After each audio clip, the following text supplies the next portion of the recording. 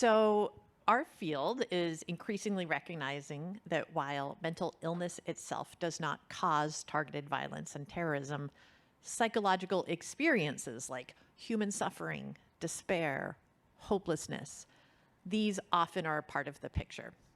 And these problems fall under the purview of mental health providers. So given this, we are increasingly seeing referrals to mental health care or other psychosocial supports made as part of threat management plans. I will show my cards. I'm a clinical child psychologist, so I think this is a great idea. But it's also one that is easier said than done. What do you do when someone doesn't want help? What if a family or an individual refuses to engage in treatment?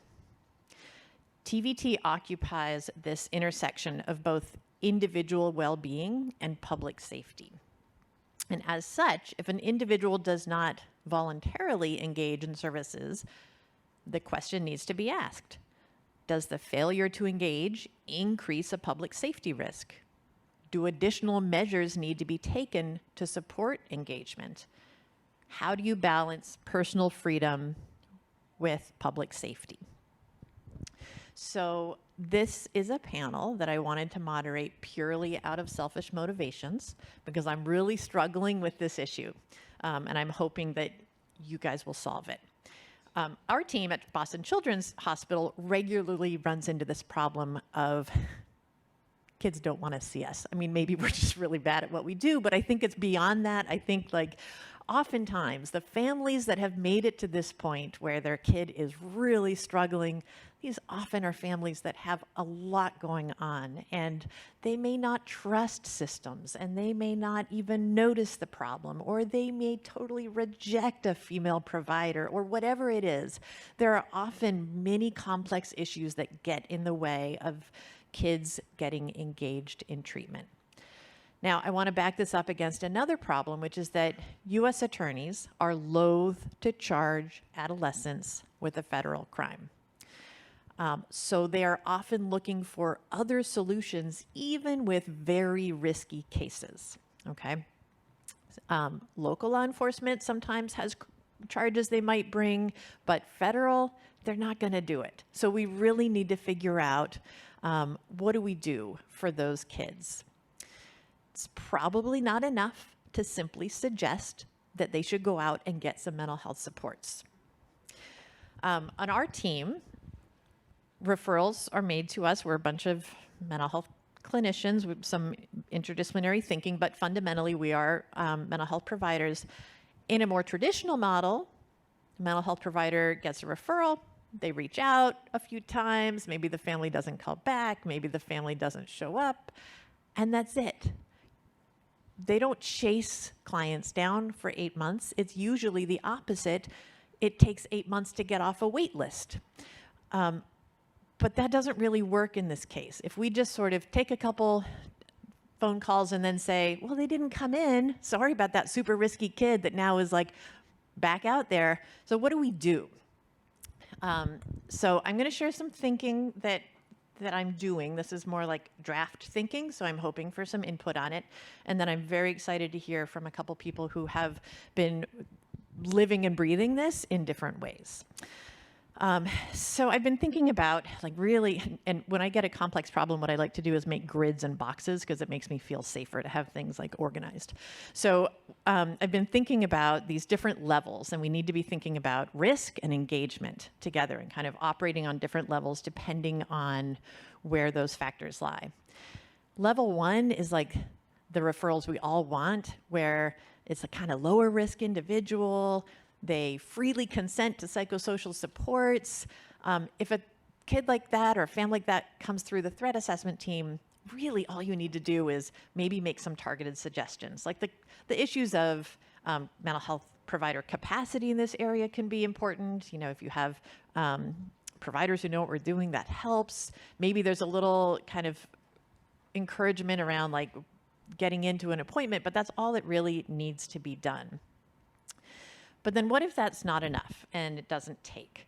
So then I think the next level is what I think of as education and relationship building. And I actually think a lot can be done if you can staff resource If you can put resources towards, am I towards having someone do the kind of sustained outreach, and what was the term? Relentless outreach? What was it? Relentless follow-up. We have a case that we're actively working with where relentless maybe sounds a little bit hard, but there was 8 months of outreach to this family before the family decided to engage.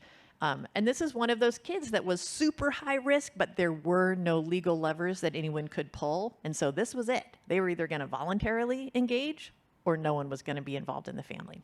So that does not come free, though. That takes some effort. There are other ways of thinking about this, like education. Sometimes it's a school principal. Sometimes it's a police officer, an SRO, who might sit down with the kid and say, look, if you continue on this path, here are the different ways it could go. And here are some other ways that you could take things that might work better for you. So sometimes that sort of education and relationship building can work. And this is also where I think some programs really nicely bring in people with lived experience, formers who can maybe connect and say, hey, wait, there's some other ways of thinking about this. And so again, none of this is,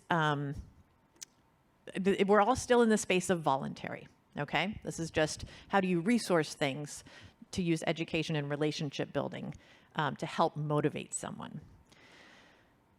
All right, so now some of you might be thinking, that's so sweet, you spent 8 months outreaching to a risky family, but we don't have 8 months sometimes. Like, we've got to do something now. We can't just sit on this while you try these sort of friendly strategies. So this is what I would call level 3, structural encouragement or incentivization. And the basic idea here is we need to find strategies that make it easier to engage than to not engage. So this could include mandates, procedural measures, pressure from involved systems. So thinking about schools or child welfare or court involvement. So I think we need to get creative about what systems are out there and how can we use that to leverage engagement at times. And then finally, there are some cases where you just can't do that.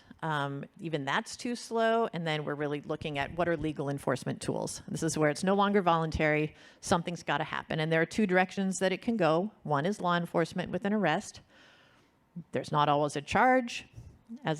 It's also sometimes a short-term solution that simply kind of amps up the grievance because someone's being taken off the street temporarily, but it doesn't do a whole lot for relationship building potentially.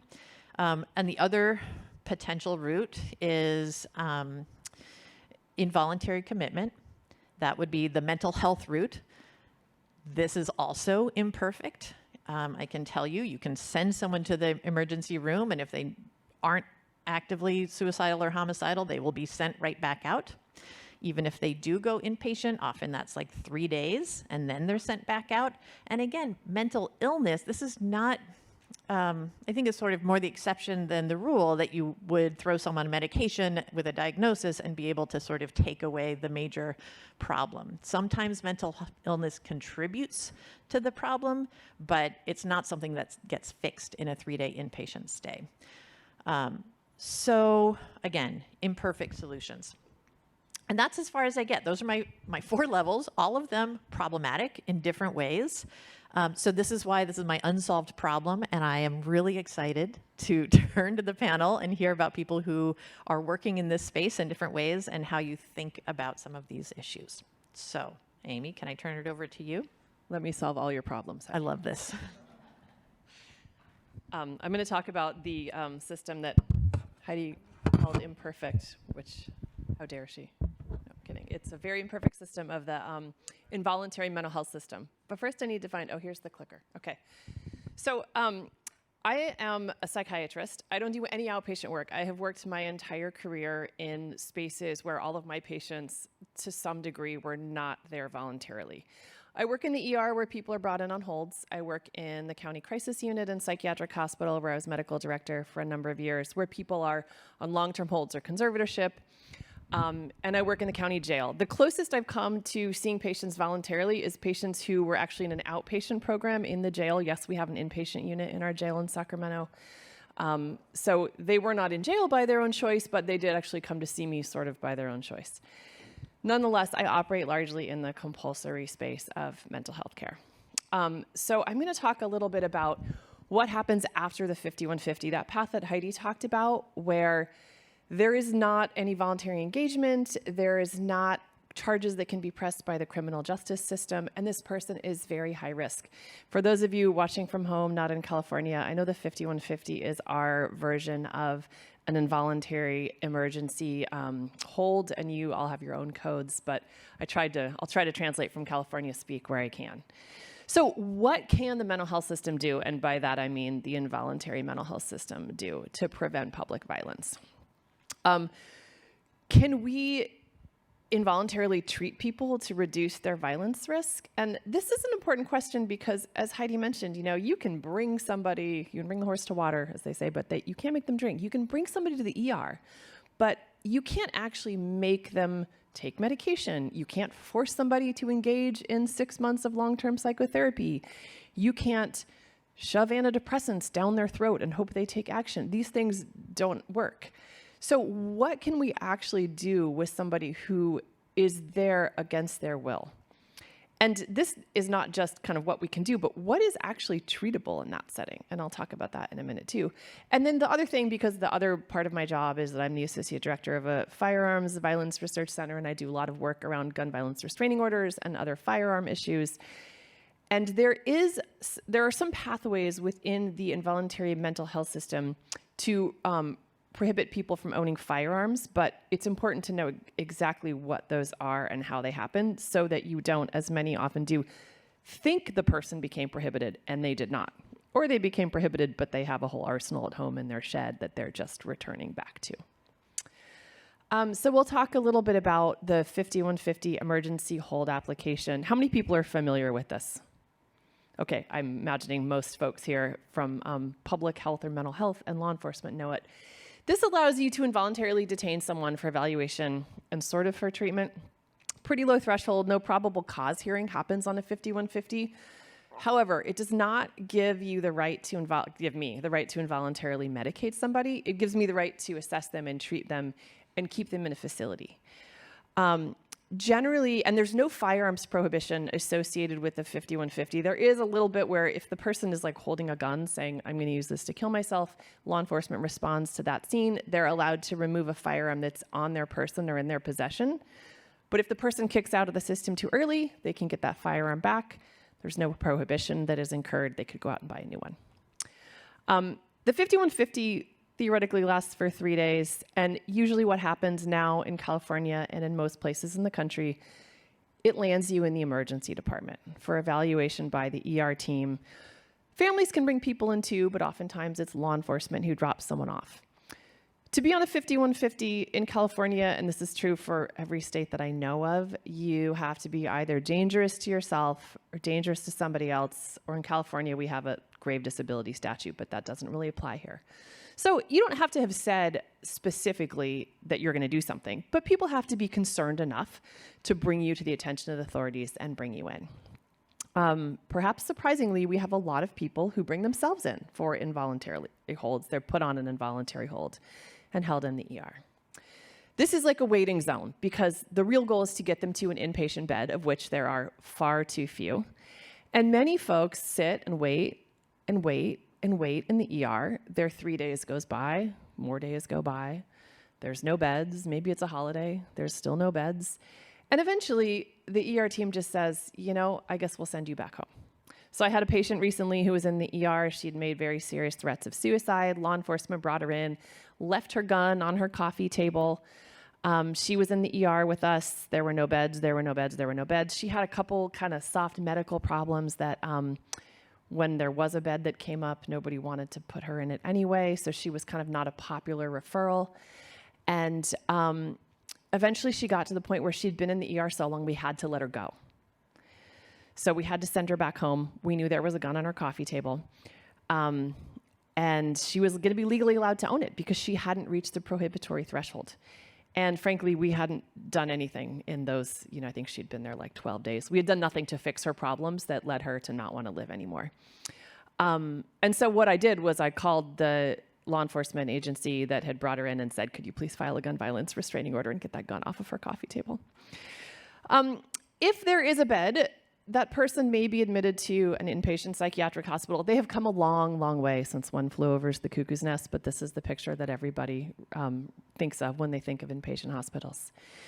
And once they're in the inpatient hospital, their 3 days will run out and they will be put on a second hold called a 5250.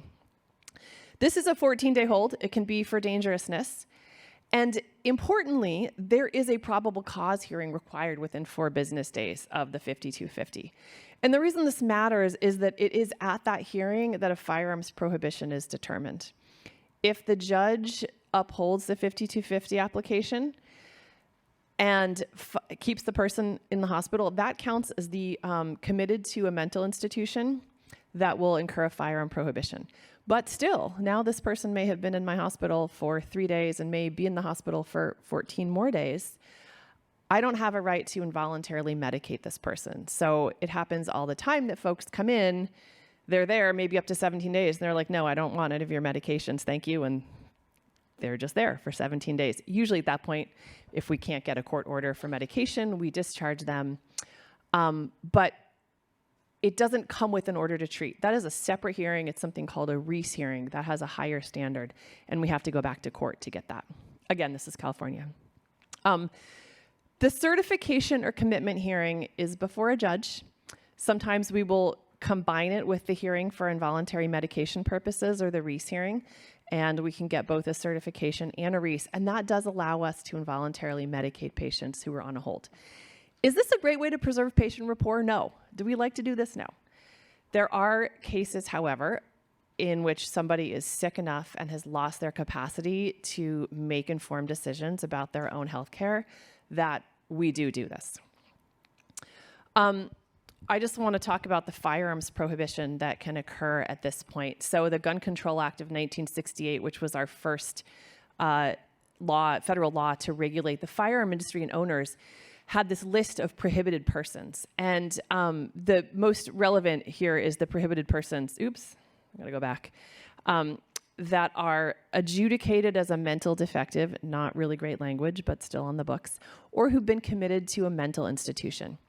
So you can be in an ER, let's say that you were in the ER for 7 days, and you finally get a bed in an inpatient hospital and you're brought over, and it's a 3-day weekend, and so 4 business days for your hearing finally happens, and at this point you've been in the hospital for, I don't know, 10 or 11 days, maybe even getting treatment this whole time for your mental illness. And at that point, even though you were very, very sick and very dangerous when you came in, you're released because your court hearing is, you've got 11 days of treatment under your belt, you're looking pretty good, and the judge lets you go. You do not reach the threshold of being, quote, committed to a mental institution, and that is when you would then be reported to the NICS database and be prohibited federally from owning a firearm. So it does kind of matter. When you bring somebody into the ER on a 5150, they can still walk back out and buy a gun if they're released from there. California, I should say, does have a state prohibition at the point of admission to an inpatient unit, but most states don't have that. So let's talk a little bit about treatment. So in those cases that Heidi talked about, really high risk, really low engagement, they meet the threshold for involuntary criteria. And I should say that this isn't just everyone who's high risk and low engagement. Somebody who, finds out their wife is sleeping with their best friend and decides to kill them both, and you bring them to me, I'm going to say, this does seem really scary, but I don't really see a treatable mental illness here. And in California, the statute specifies it's due to a mental illness. Now, I'm allowed to, find out if there's perhaps a mental illness behind this, but there are plenty of cases where people are very high risk, and it's very clearly not due to a mental illness. So I could bring that guy in, and he could hang out for 17 days, but he's still going to be mad at his best friend and his wife, so there's nothing I can medicate about that. Other examples of situations where somebody who's making threats of targeted violence may have, as Heidi also mentioned, mental health problems or psychological stressors that are contributing to their risk. So we see a lot of these guys who have a whole smorgasbord of past diagnoses: autism spectrum disorders, anxiety, ADHD, depression. Yes, many of these things, less so autism, but with some sorts of therapies, those things can be treatable, anxiety and depression.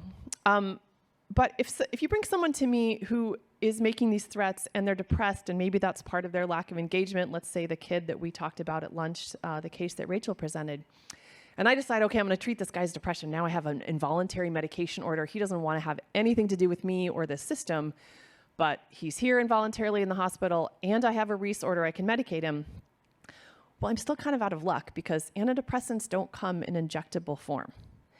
And again, I'm not allowed to like cram a pill down this kid's throat against his will. That's very cruel and inhumane and unsafe. And antidepressants don't actually work all that great for a lot of people. They have efficacy, or they're effective in about 30% of folks. And they take like 2 months to work. So this is not a helpful threat mitigation strategy, even if the depression was the thing that was really driving the whole of his risk, which it's probably not. The one place that this does work, and this is like such a small subset of people, but I did bring it up at lunch, is situations where the person's risk is driven by psychosis for some reason. So delusions, auditory hallucinations, false beliefs that are driving their behavior. So I'll cite some examples of a woman that I saw who had stabbed her neighbor in the neck because she believed that the neighbor was poisoning her food, sending signals through her electrical system in her house, causing her and her family to be toxic. And she was acting in self-defense. She probably wasn't a homicidal murderer at baseline, but she thought she was protecting herself and her family because she was very psychotic at the time. Or people who, and someone had mentioned Aaron Alexis earlier, who perpetrated an act of violence in the Navy Yard, was driven by this delusion that the government was trying to torture him with ultra low frequency radio waves. In cases like that, and we've seen a few of these, the Aurora movie theater shooter, the guy who shot Gabrielle Giffords, it is probable that they were in the throes of psychosis and that they would have benefited from antipsychotic treatment, and those do come in an injectable form. And those are the kinds of things we can get court orders to give to people, even if they don't want them. And it is a heartbreaking part of my job to see somebody who is so sick that they are completely delusional and scared and in the mindset that people who are trying to help them are trying to hurt them. And our solution for that is to hold them down and inject them with a medication against their will. It is not something I strive for. So this is kind of a last resort, this involuntary medication. That being said, I will do it because I have seen people go from living in bushes for months at a time, their mothers and fathers worried, sick, and calling me in tears, to being able to go back to college. And as a friend of mine once said about pediatrics, you have to like kids enough that you're willing to hurt them to help them. That's how I feel about my patients sometimes, is that I have to do these things I really don't want to do and they don't want me to do because in the long term, it is in their best interest. But it is, again, not something I take lightly. And it's that balance of, do they have the capacity to make a decision about their own health care, or are they not in the right mind to do that? And that's what the judge decides when he grants a Reese hearing. Okay, so just want to give another little advertisement for extreme risk protection orders, or as they're known in California, gun violence restraining orders. These are the civil orders that allow for family members, police, and now in California, some school officials and employers to have a person's guns removed because of a concern of suicide or violence in the future. No criminal activity is required, so this is like left of boom kind of situation. Also, and this was one of the things I, as a psychiatrist, advocated for in the multiple states I've testified about these bills for, no mental health evaluation.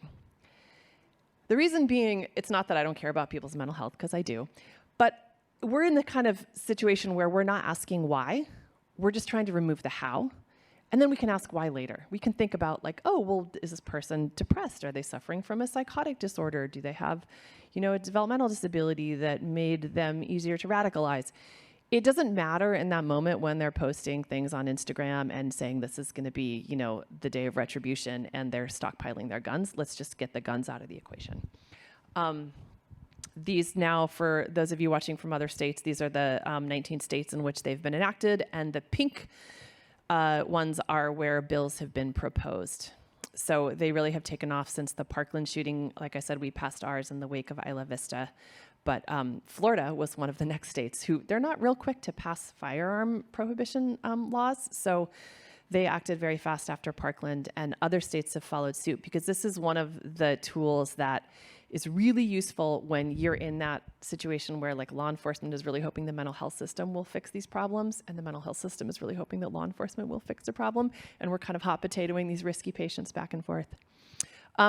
As I mentioned, there's no provision for healthcare providers in California. You can, if you're a healthcare provider in Maryland and Hawaii, you can petition. But what I've done in the past is called law enforcement, and everybody says, oh, the HIPAA police are going to come for you.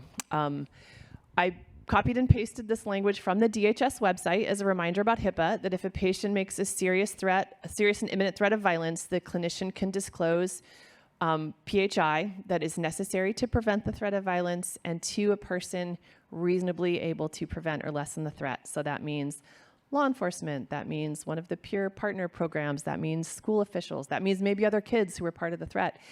And then they double down and say, HIPAA expressly defers to our professional judgment in making determinations about the severity of the threat.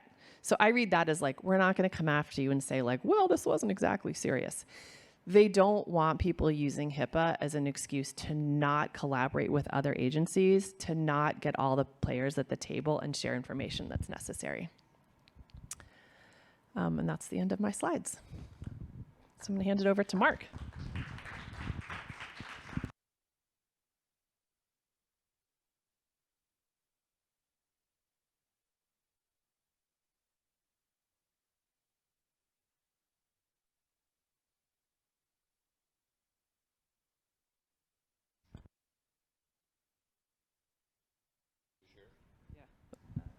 Why isn't this working? Is that working? Sorry. So my name is Mark Gale, and I am not a JD, MD, PhD, or a PsyD. I have no letters after my name, but I am an expert of being the father of a son with schizophrenia. So that makes me a doctor of dadology. That's my bad joke for the day. I'll stop there. I'm a NAMI member. Do you all know who NAMI is? You must. You don't? Anybody who doesn't? We're the National Alliance on Mental Illness. We've been around California since '78, nationally since '79. We're a self-help grassroots support, education, and advocacy organization.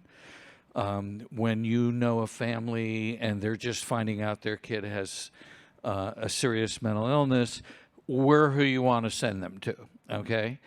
I've been a support groups facilitator for 20 years with them. And I'm actually backing away from that role.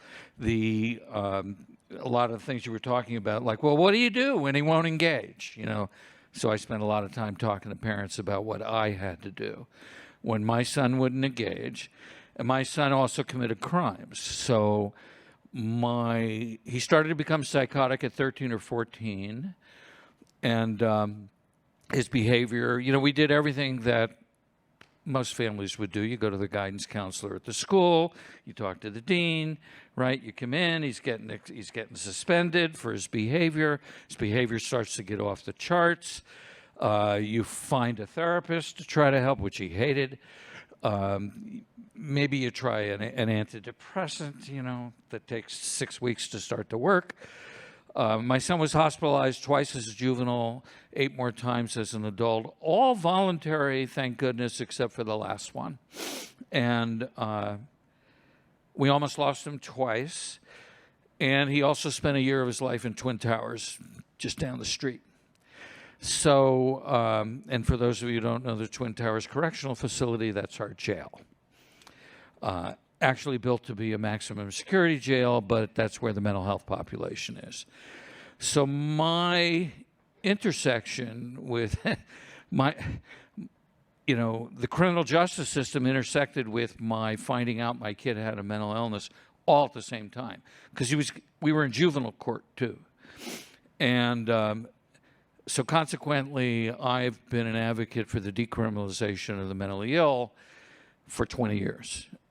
So I'm NAMI Greater Los Angeles County Criminal Justice Chair for the last 8 years. I was also on the NAMI California Board of Directors for 6 years, 5 of which I chaired criminal justice at the state level, worked a lot with the prison system.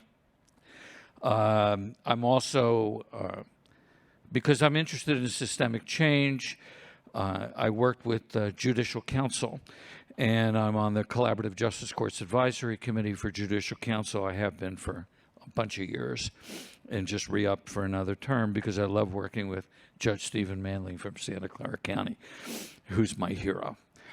And I get to be on his mental health subcommittee, which is a great way to try to maybe have an impact on legislation. So I've been at this a while, and there's a presumption, an assumption in the audience with some of the other speakers that when they make a mental health referral, somebody shows up. You know, so there's like divert to what? Divert to where? Divert to who? So we call the 800 access line for LA County, and you know, if you're lucky, you get PMRT, which is Psychiatric Mobile Response Team, 2 clinicians, no officer. Maybe they're there in 4 or 5 hours. Maybe tomorrow, maybe not at all. The county's real focused on the homeless, but if you're just a regular old family and your kids lives with you, and what do? You know, so, you know, you mentioned ER boarding. I have no sympathy for acute general hospitals that won't hire a psychiatrist 24/7 to take care of the problem of police have nowhere else to drop anybody. All the psychiatric inpatient beds, and we've got 1,000 of them in the county, but they're all full. And they don't get anybody well. There is no recovery in an acute inpatient hospital. And by the way, I push real hard for more acute beds and IMD beds, which are a subacute level of locked residential care. And I'm real involved in that with the county. We push really hard, and we just got a unanimous motion by the Board of Supervisors to build a non-correctional secure mental health facility with 500 beds. Because a crusade of mine is to get the felony incompetent to stand trial guys out of jail and into a therapeutic environment. And these are people that are on a waiting list to go to the state hospital, because when you have a felony and you commit a serious and violent crime, you're going to go to this, and you're incompetent to stand trial, you're supposed to go to a state hospital. We're the only county that has 550 beds funded by the Department of State Hospital. In a non-locked, community-based setting run by the Office of Diversion and Reentry for competency restoration. And it's very successful. And so we want everybody we can avoid sending to the Department of State Hospitals as a plus. If we can do that successfully in the community, that's great. But what about all the guys where the judge and the DA says, I'm sorry, you know, he committed an offense that's way too severe. Maybe he committed murder, you know, or, you know, any kind of really, really serious crime. They're not going to let them go to an unlocked facility. You know, so we push real hard because we think we can put them. Well, the reason I know this is that when my son was arrested as an adult, and they wanted to send him to prison, and his crime would have sent him to prison. And I spent 5 years keeping him out of prison. I learned all this the hard way. I'm not an academic, you know, and everything I learned from people who were friends and mentors who helped guided me when I knew nothing. And we have 50 locked IMD beds in LA County.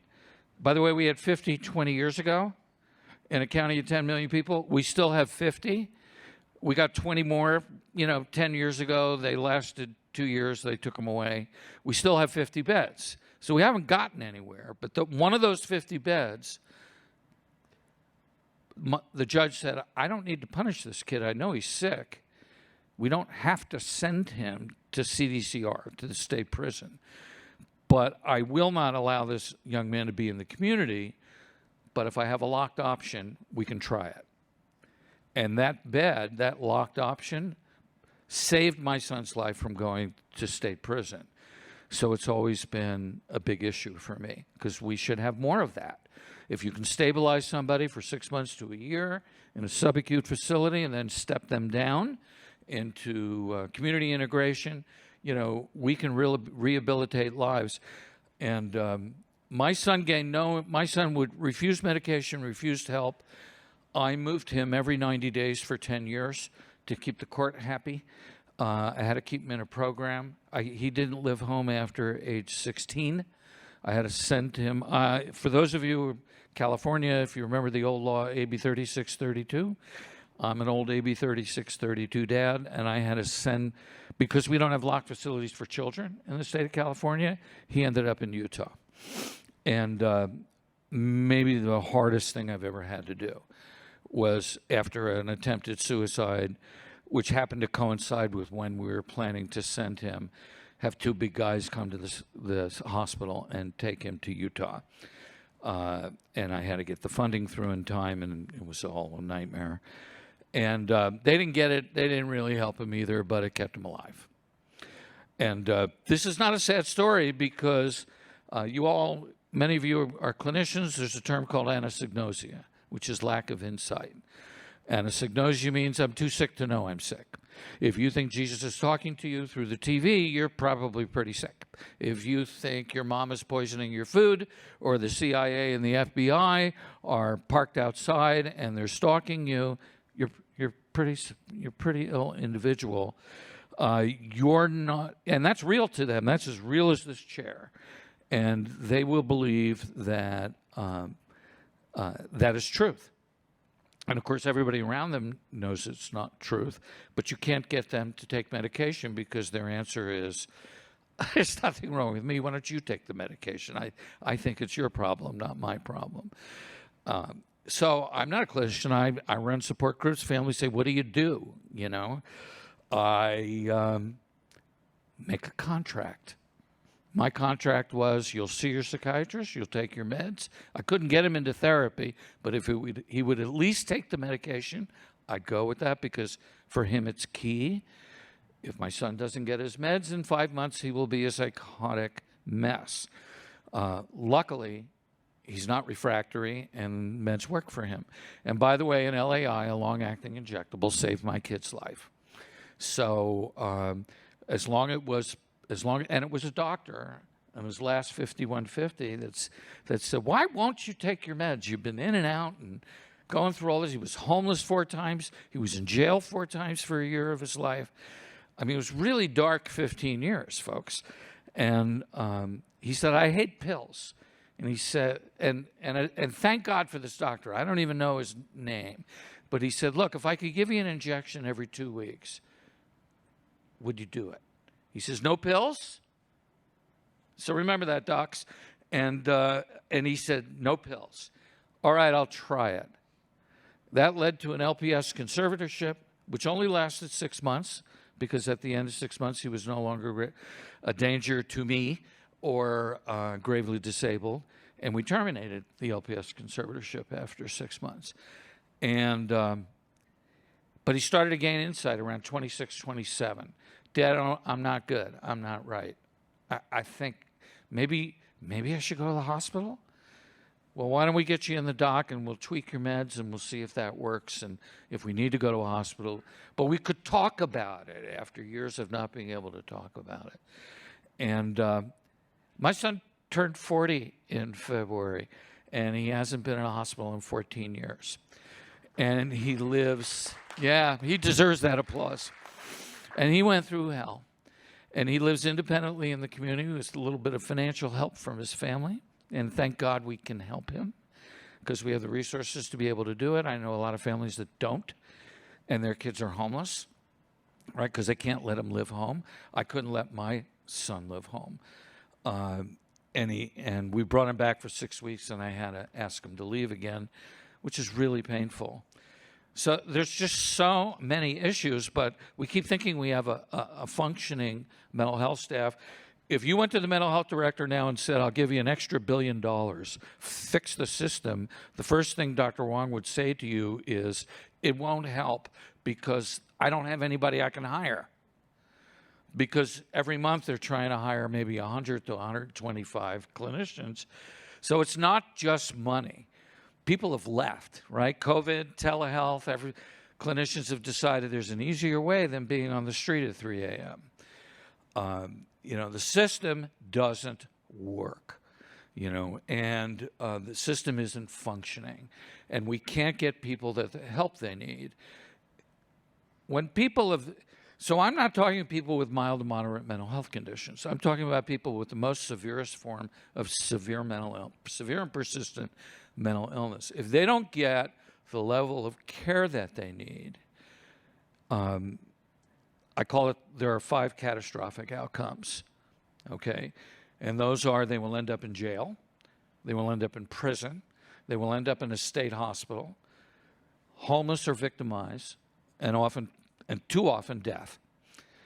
And the people that come to me for help and the people that I advocate with at both the state and local level are all families like mine, who have been failed and jailed and streeted and boarded, and we've run the gamut, and we need everybody in the system and in particular, I think clinicians and doctors to really bring truth to what's going on, and if you do criminal justice work long enough as an advocate, that's why I brought up the felony incompetent to stand trial, because I think it's one of the greatest civil rights issues of our time, and nobody's talking about it.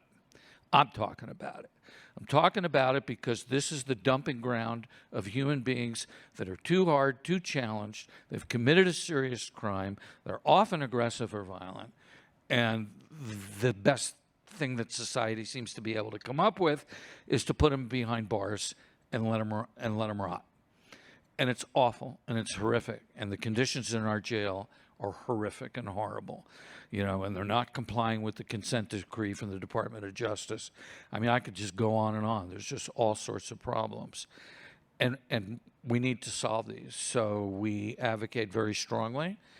I'm always in touch with Board of Supervisors staff on motions and bills and whatever we can do. And one of the keys is Senate Bill 43 by Senator Eggman, who is trying to rewrite the definition of grave disability. I've been working on that issue for a decade. We're still working on it because LPS law doesn't work. So nothing exists in a vacuum. Am I going on too long? Nothing exists in a vacuum. There's a federal piece. I'll do my clock. 12 o'clock, the federal piece. There's the IMD exclusion. When Congress passed CMS law, what was it, 63, 65, Medicare, Medicaid, okay, they said we don't want to pay for state hospitals. Any institution greater than 16 beds gets no federal financing participation dollars. That's called the IMD exclusion. That's why every time you go to an acute inpatient facility, it's 16 beds or less. Ask any director that runs one, and they'll tell you, I don't have enough patients here and enough cash flow to sustain this business, so we're always losing money. And then the beds close. If it's a private hospital, they can just close them. The county eats it, okay? So that's the federal piece. Then there's the fiscal discrimination. Follow the money. There's the fiscal discrimination built into state law, which is mental health 1991 realignment revenue, which hasn't grown since 1991. It's been $1.2 billion forever. There's a little bit of growth formula. Maybe you get 5 or 6% more money. That's the money that builds acute inpatient facilities, subacute IMD facilities, clinics, all the stuff that the Mental Health Services Act, which is dedicated to the voluntary outpatient system, does not pay for. So the state has been starving the part of the system that serves the sickest of the sick. Is it any wonder they're intense on the sidewalk or in jails and prisons? And the percentage of people with serious mental illness in our state who are in jails and prisons is rising all the time, because we seem to be able to find ways of getting people out who don't have a mental illness, but there's nowhere to put the people who do have a mental illness. So the state prisons do realignment, but now 40% of the prison system is seriously mentally ill. Twin Towers, 40% of the male population in our jail system in LA County has severe and persistent mental illness. And a really scary statistic, lady clinicians work on this. Why are the percentage of women in the women's jail, 66% of them have a severe and persistent mental illness. 66%. So we are failing women in this county, many of whom are people of color, all right, come from low socioeconomic backgrounds. But what's going on with the women? Why are the men 40 and the women 66? So we need somebody with some research skills who can answer that. I keep bringing that up in public meetings. Everybody goes, gee, that's terrible, but nobody does anything about it.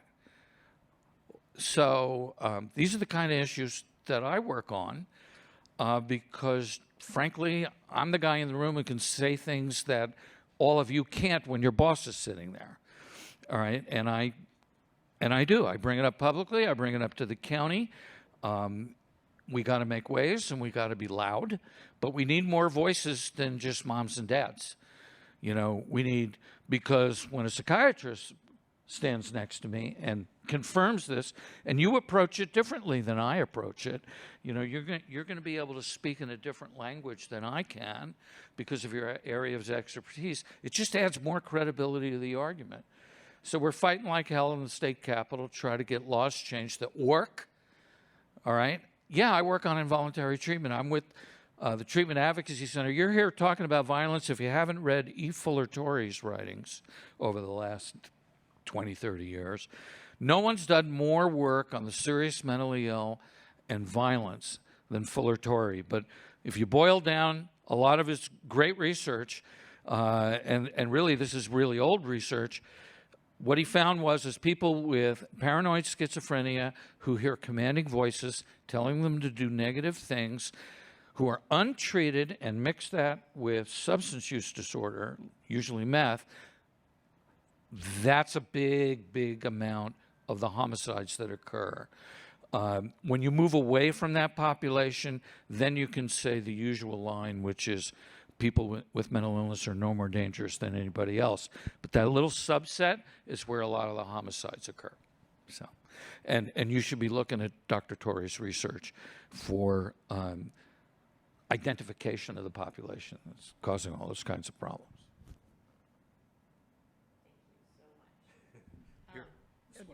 Okay. I thought maybe Stuart gave me this one on purpose. Wow. Okay, so I am holding two competing feelings right now that I just want to share. And one is feeling a little overwhelmed by the ways in which our systems are failing. And the other is blown away by the commitment to change, the innovation, the willingness by people like you to wade in where it is so fraught with challenge and frustration, and to doggedly work to make the system better. So first of all, I just want to say thank you to both of you. Amazing, amazing work. And then I have some, this will surprise you, I have some questions. And then I'll try to make room for others to have questions as well. Okay, both of you in many ways were talking about the involuntary space. But the reality is there's this sort of porous boundary, right? So people are moving from the involuntary space to the voluntary space all the time. I'm in the voluntary space where I find it very hard often to engage people. And what I would like to hear from you is, what have you seen that helps to sort of smooth the passage so that when you have someone leaving your space, it's more likely that they will engage? And what can we as providers do? What can you as people on the involuntary side or what parents, like what can be done to make that transition work better so that we don't have people sort of leaving the involuntary space and then falling into an abyss and then coming back to you the next cycle? You want to hit that one? You go first. Well, you know, for me, I have no LPS designated powers, so I couldn't put him in a hospital, you know, except one time when he said all the magic words. You know, I sat in a parking lot for 5 hours waiting for the psychiatric mobile response team to show up on his last hospitalization. And I was in a trail. He was doing a room for rent. He was on a trailer on the property.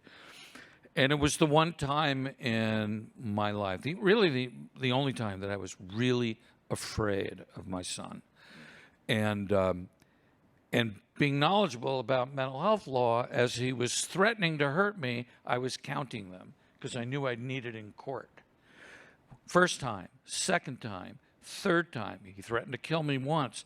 Fourth time, fifth, threatened to kill me again twice. And I'm like counting all this up so I could remember it for court because I knew I was going to need it.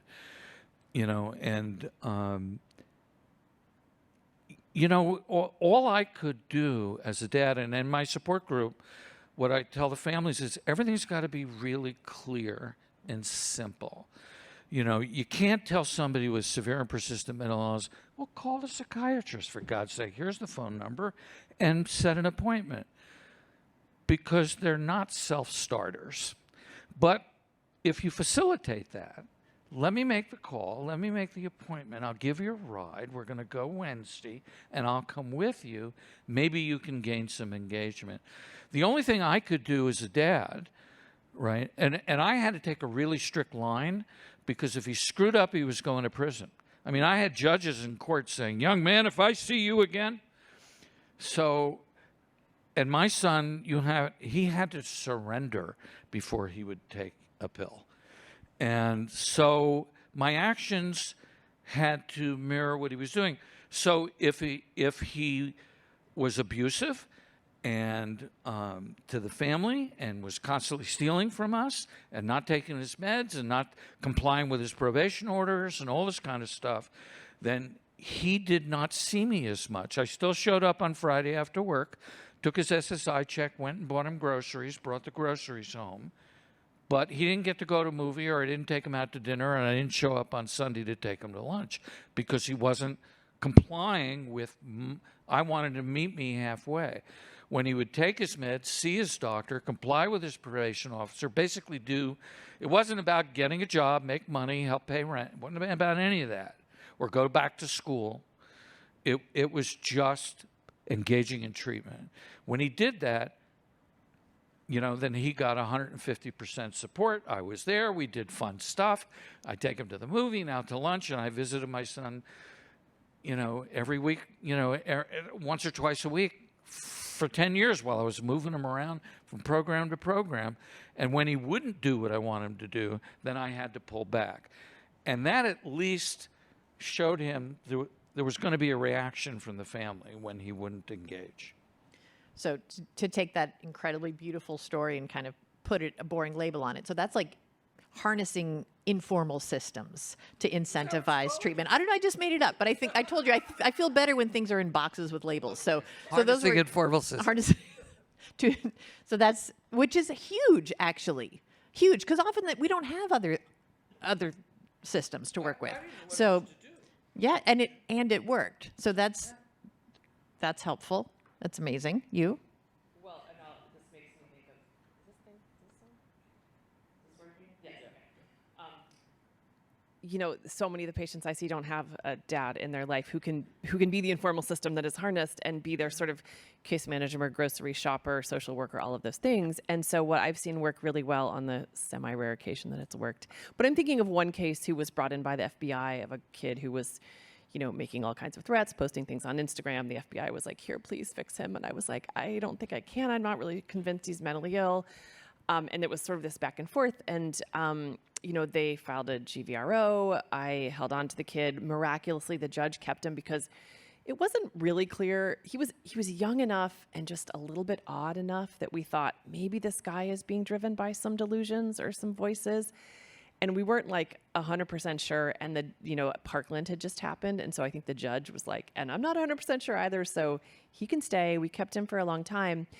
And by the time he was ready to go, we had harnessed this really great, we talked earlier about when you turn 18, you time out of the kids system. We have a transitional age youth, or TAY system in Sacramento. He was wrapped into that. It's like a full service case management, all kinds of people in your court. He didn't have family that was in any way constructive, but he had a lot of people looking out for him that were clearly in communication. And I don't even want to call us a united front, because by the end we were a united team with him. He wanted the new housing. He wanted to switch school districts. He wanted the job support. He wanted to get out there into the world. And there was this team that started meeting with him while he was inpatient, meeting with his inpatient psychiatrist, all together saying like, hey, look, we're your family now. We're the people looking out for you. And he got to know them while he was inpatient. It was a warm handoff to the outpatient system. He knew that everybody was looking out for him, and it worked. That's what it's supposed to look like. That's what it's supposed when to it look works like. the way, Yes. When you yes. have a substitute for the family, the system. Okay. Thank you. So, Mark, you had mentioned this idea of even if there was an enormous sum of money, even if we had resources, that's not actually the problem. So I did want to ask the magic wand question of both of you, because I am feeling a little overwhelmed by the brokenness of the system. Where would you wave your wand? You know, what do you think would help to shift things here so that our system worked for these complicated kids that are right at that intersection of the criminal justice and mental health system? Because that's who we're talking about. I have a wand waving ask. I mean, obviously the R word, I would say, but it is beyond that. I'm going to throw this one out there, not necessarily because it's my top choice, because it's the most controversial choice, and I'd love to hear Mark and other people's opinions on it. I would actually lower the thresholds for involuntary treatment, and I would expand who qualifies. And are you nodding or are you shaking your head in disgust? Okay. Thought he's going to push me over. This is a really unpopular opinion because what I'm basically saying is I want to take away more people's civil rights, right? And so this is not the kind of thing you can say, but I found that overwhelmingly parents of families or parents of kids or other family members who have serious mental illness, they want their kids to get in treatment faster and they want them to stay longer. And what happens now is you have to be, you have to be sort of right of boom. Like the boom doesn't have to be necessarily a public act of violence, but a suicide attempt, a very serious threat. You're so gravely disabled that you're eating out of trash cans, living on the street for 2 weeks under a bush in the pouring rain. Things have to be really bad for you to be brought in and kept. And then there are a lot of limits in terms of the time that you can be kept, and you can't be involuntarily medicated unless you get that other court hearing. And so many of these things don't apply to the kids and the young adults, or sometimes the middle-aged adults that we're talking about making these threats. They're not really meeting the criteria. So I think that both from the perspective of helping, this seriously mentally ill kids and young adults like your son, like so many others who bounce in and out of the system, but also capturing and being not in a sort of like throw net over them sense, but like identifying and bringing in so many of these kids at risk of targeted violence and also suicide, because those two things go hand in hand. We would be able to do that better if we had lower thresholds for involuntary commitment and treatment. And I think that it probably is worth it. Part of that is also expanding assisted outpatient commitment or involuntary outpatient treatment. California has this that's called Laura's Law, where you don't have to be in an inpatient hospital. You can have a court order in place to have to take your medication, to have to do certain things regarding your housing, to have to answer to certain people. And it's been really effective, not just in getting people who are sick better, but actually in reducing violence by people with mental illness. They're not causing most of the violence in the world, but in New York, it's called Kendra's Law for the guy who pushed a woman named Kendra into one of the trains. And in California, it's called Laura's Law for a young woman who was working at a mental health clinic and was shot by one of the clients and killed. So assisted outpatient treatment is really been shown to be effective for both illness improvement and violence reduction. In California, it is up to the discretion of the counties, and many counties, including mine, don't really have a program right now. Actually, now they have to. Yeah, now they have to. Now they have, if they opt out, they have to state why. We got that law through. So the medical profession's got this figured out. I mean, if somebody comes into the emergency room and they're unconscious and they've been stabbed or shot, that patient is unable to make informed consent. Somehow we've got a method. I don't know if you're calling a judge at 2 a.m., but no, we just take care of them. You take care of them. You save their lives. So we base our involuntary commitment statutes on what we observe in behavior: danger to self, danger to others, gravely disabled person, unable to fulfill your personal needs for food, shelter, and clothing. you don't get to informed consent till you get to the rehearing, right? So that's what's wrong with our definition of grave disability. Does the person lack the capacity to make informed consent? If they can't make informed consent, then they should be able to be detained. And then we want good docs in good acute inpatient setting. And by the way, I advocate for that too. We need to client coalitions are always fighting against hospitalization or anything that's involuntary or coerced. But they could help a great deal by bringing recovery into acute and subacute settings. All right? Bring your knowledge of psychosocial recovery into an acute and subacute settings, and teach both staff, doctors, and patients those tools, as well as just being medicated, against one's will. Or, the patients figured out, if I accept the medicine, I'll get discharged. We're trying to get medical added to food, shelter, clothing, and medical with a precise definition of medical, both physical illness and psychiatric illness. Psychiatric illness kills too. As part of the definition, a good friend of mine, Dr. Susan Partova, who works just a few blocks from here in Skid Row, runs homeless health care for LA.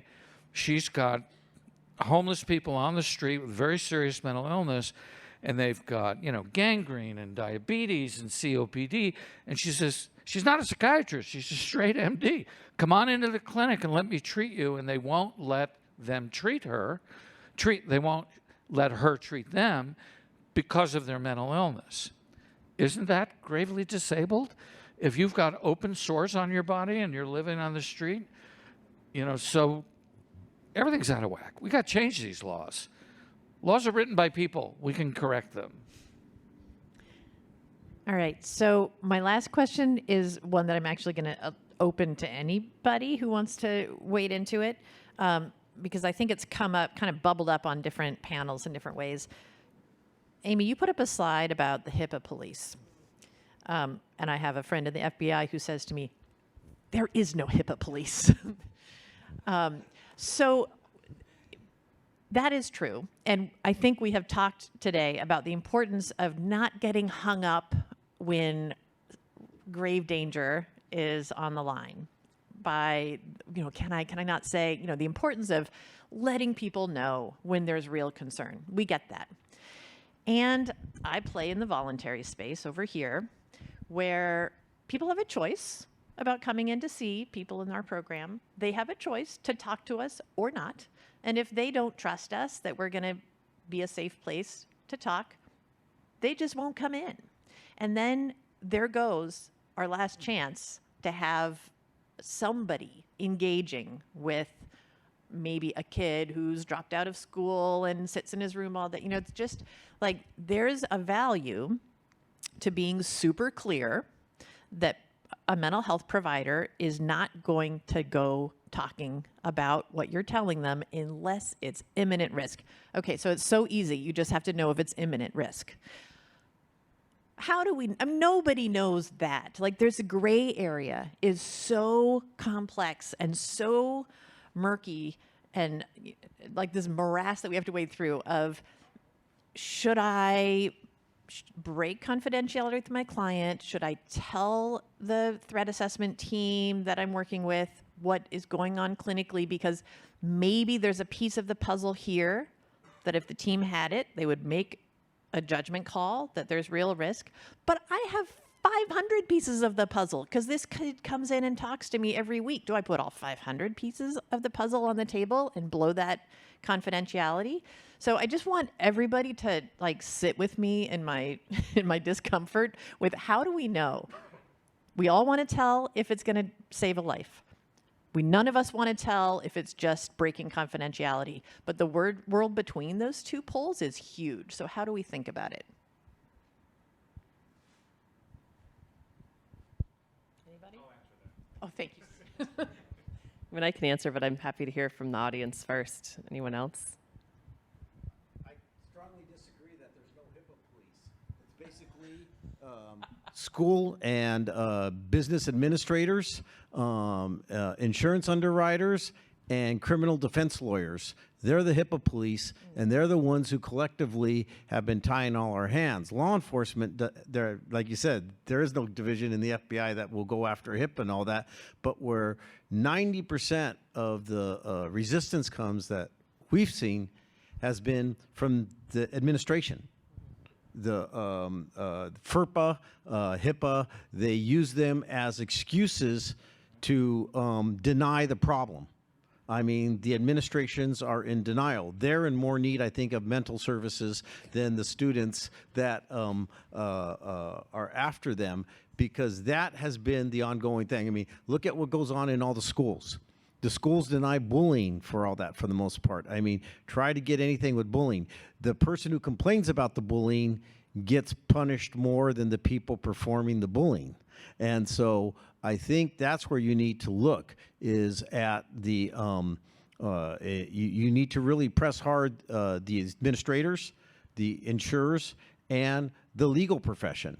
It's broken. I mean, criminal defense attorneys have taken over the country, and we're having a lot of the problems we're having because they're filing all these suits based with no, if you were to try to attack their client with the same attacks they're making on you, would fall apart because there's no proof. But they can make all these wild allegations and somehow it sticks. It's not a level playing field.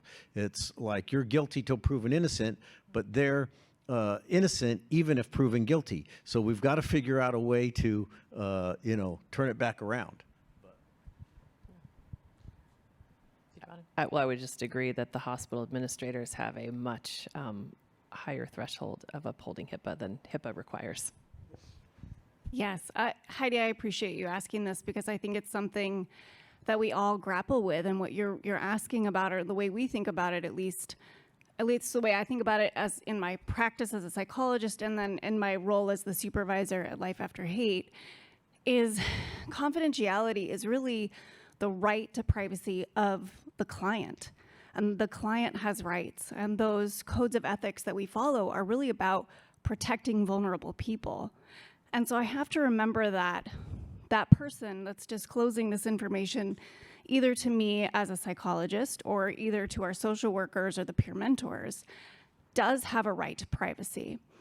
And then, on the other hand, as you pointed out, we're trying to balance the safety of society. And there is so much gray area in between that individual's right and the need to protect society. And we don't have clear boundaries in that. But if I shift my perspective and I think about suicide, if this person was saying this, but it was actually a suicide threat, what would I do? What kind of steps would I take if it was just suicide? Would I be churning to a CAMS model, for example, a CAMS intervention, which is an evidence-based intervention management program just for suicide risk? We now have the ability to use the TSAM, which is just for targeted violence risk. But if I think about my decision-making about this balance between protecting that client's rights, protecting society's right, but also protecting that client's ability to live in society after this moment right here and now, where they may be high risk, they may be high threat. What kinds of things do I need to do to intervene in this moment? And sometimes what I have to do is contact law enforcement. Sometimes that is part of my obligation to make sure that they don't end up going and committing that crime that they are indicating that they're going to commit, or at least so that someone else has eyes on them. But it is not an easy decision, and very rarely do people just overtly say to us, I'm going to go do this. When they do, we take it very seriously. We're asking about it, obviously. But much more often, it's these kind of vague allusions to thinking about doing something. I'm going to go out in a big way, as we saw in that in the vignette today. That's much more common. What does that mean? What does that mean for you? So I have both that obligation to query more, hope that they answer me, hope that I can sustain that relationship, but also know that there's a point at which I have to think about really violating that client's right to privacy, that to break that confidential moment, and to report, and to figure out where I report to make sure that we keep society safe. So it is a challenging question. I just don't have a great answer to it. So thank you for asking. And I know Michael Brown wanted to say one things. Just hold on 1 second.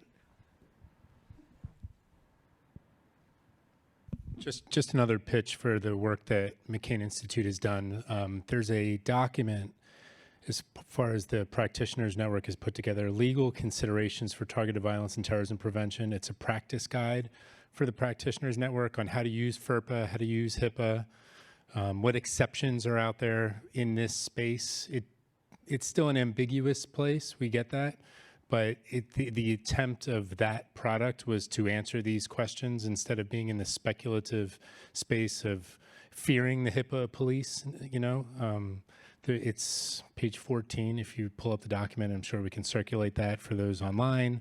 But it's a product that addressed this question more than a year ago, as it's something that comes up often, and it gives a streamlined answer for those that are dabbling in the space and unclear of how to function in the space. I'm not saying it's overly prescriptive, but it does at least give a baseline of support to address this question.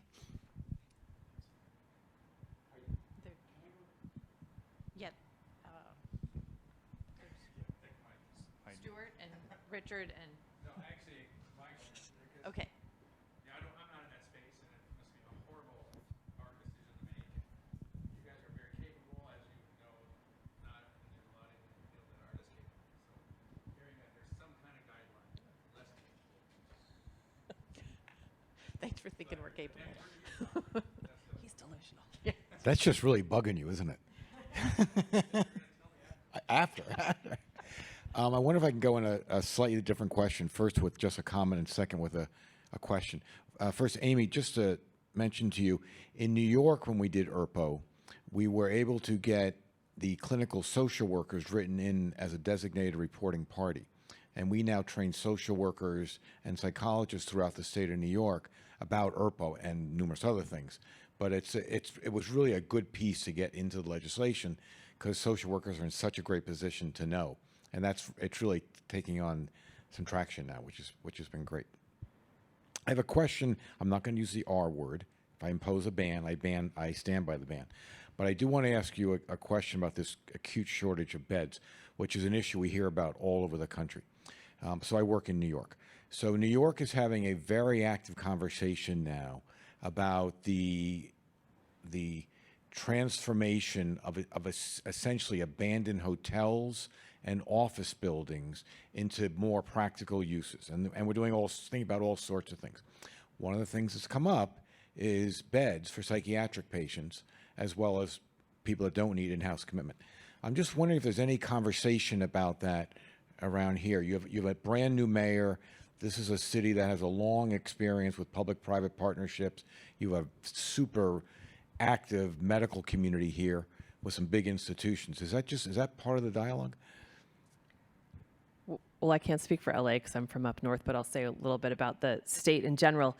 As Mark alluded to, we have really rigid criteria in terms of how many beds we can have in an inpatient facility that's going to bill and what those beds have to be like. And as somebody who has worked in a couple different facilities, I will say that one of the things, I actually was looking at a place recently that I was considering working, and the thing that I most looked to, because the guy was like, do you really need to look around in all the rooms? And I was like, yes, I do, is the architecture and the design of the building, because for safety reasons, it's super important that, everything from like the way the sinks are put onto the walls to the flow of the hallways to the interview spaces. And there's one facility that I've only worked there a little bit, but it was, the way the physical plant was totally unsafe, and it was awful. So I think it's really hard to turn a facility that wasn't built to be an acute psychiatric hospital into one. In contrast, we just built a new one in Sacramento. When I toured there, I was like, oh my God, this place is amazing. Like, they had these special doorknobs that you couldn't put a ligature around, so it didn't pose a suicide risk, because that's common in inpatient facilities, is people will hang themselves on doorknobs or the corners of the doors. But I think that there is potential for that for supported housing for people. But But that has to be paired with, for people with serious mental illness, that has to be paired with treatment and case management, or it doesn't work. You can't just leave somebody with, who has serious schizophrenia or bipolar disorder and a bottle of pills and give them a studio apartment and say good luck. You need somebody who's going in every day. They need to have access to a psychiatrist. They need somebody helping them refill their meds, shop for their groceries. They need Mark coming in and, doing all the things he does for his son. So I think it's hard to enact that because it's just such a small piece of the bigger puzzle. And we've really screwed up the supportive housing part of it because, so there was a bill passed, No Place Like Home. So what we did, Mental Health Services Act is the 1% tax on millionaires that funds the outpatient program. They took 7% of those treatment dollars and said, we're going to use those for the homeless. And advocates like myself fought against it, said, that's mental health money. You can't take that for everybody else. Now, if you want to use it for people with mental illness who need supportive housing, we'll buy that, but we're going to have 7% less treatment dollars. So, they did it. They floated a bond issue, and they're using the money to pay debt service. And what did they do with that? I just found this out like a couple of weeks ago. What happened with the No Place Like Home money? How come people in LA County, which is what I know best, with serious mental illness aren't getting permanent supportive housing? Because they threw all that money into the coordinated entry system, which was a statewide system to get the homeless off the street and into Housing First. Well, Housing First works for some. Housing First is basically, we'll put a roof over your head. You don't need to be sober. You don't need to be on your meds. We'll get you a house first, and then we'll take it from there. But for people with real severe mental illness, it oftentimes doesn't work that well, and they don't want to stay indoors, and they go back to the street. The best paper I've read on housing here in California was written by two dear friends of mine. It's called Housing That Heals. Google it, look it up. They did two moms, all right, did a 3,000-mile trek around California, went to all the different facilities, found the best IMD in the state, the best acute inpatient in the state, the best supportive housing in the state. I won't use names, but read it. It's great, and it talks about what people really need, really from a mom's perspective, from the family's perspective. And their kids have been in these places, so they know the difference. So a sign of a really great meeting is when it's 5:45 and you feel like you're just getting started with the conversation. But it is 5:45 and we will turn it over to Brett. Thank you so much.